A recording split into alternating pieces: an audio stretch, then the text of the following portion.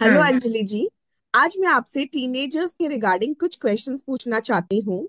तो मेरा पहला क्वेश्चन ये है कि क्या टीनेजर बच्चों को भी एक्स्ट्रा अटेंशन और केयर की जरूरत होती है?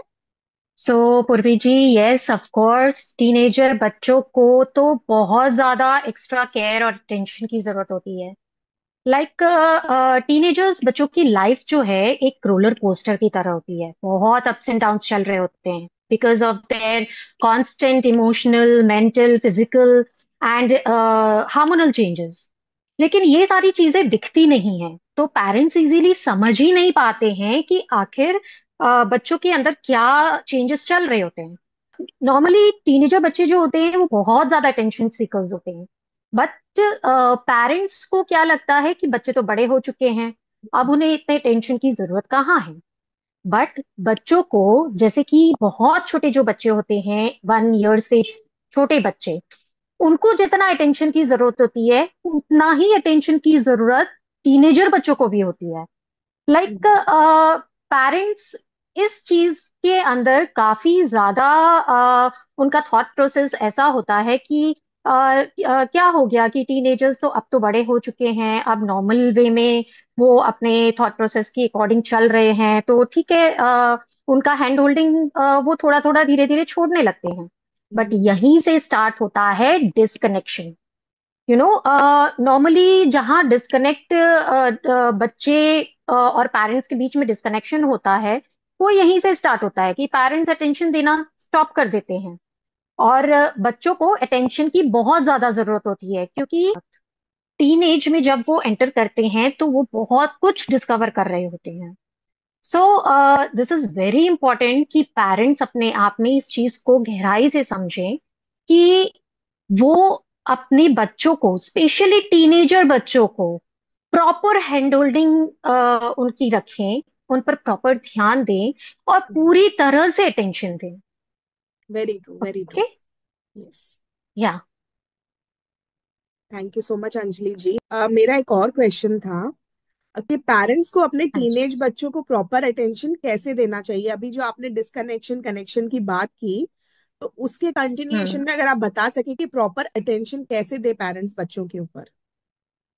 या डेफिनेटली, बहुत ही अच्छा क्वेश्चन पूछा है आपने। एक्चुअली टीनेजर्स बच्चे जो होते हैं उनके लिए ये बहुत ज्यादा इम्पोर्टेंट होता है कि पेरेंट्स ये समझ पाए कि जब उन्हें टेंशन नहीं दिया जा रहा है तो बच्चे उनसे डिस्कनेक्ट होकर कहीं और बाहर कनेक्ट हो सकते हैं। तो वो कनेक्शन और अटेंशन कैसे दिया जाए, उसके 3 4 कुछ ऐसी चीजें हैं जिससे कि वो अपने आप से कनेक्ट हो पाए, ऑटोमेटिकली उनसे उनको अटेंशन दे पाए। सब कुछ ऑटोमेटिकली होना स्टार्ट होता हो जाता है जब वो बच्चों को सुनना स्टार्ट करते हैं। सबसे फर्स्ट तो है कि बच्चों को सुने, प्रॉपर वे में सुने, वो कुछ भी बोल रहे हैं विदाउट एनी जजमेंट उनको सुने।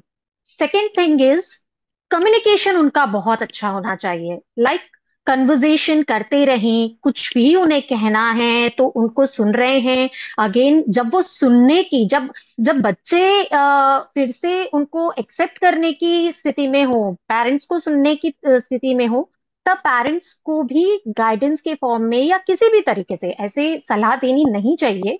जस्ट उनको सुने, क्या वो बोल रहे हैं, उसको समझे और फिर उसके बाद में अकॉर्डिंगली उनके साथ में कन्वर्जेशन करें।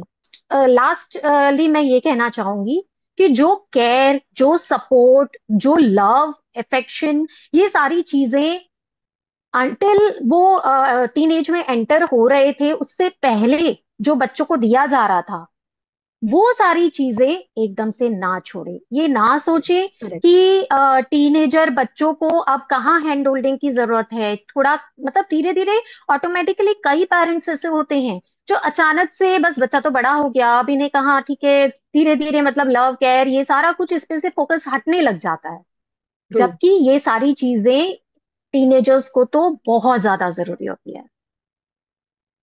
Yes, perfectly true. Thank you. Thank you so much Anjali ji. It was wonderful speaking to you, specially जो आप टीनेज पर इतने सालों से काम कर रही हैं, टीनेज पेरेंटिंग पे।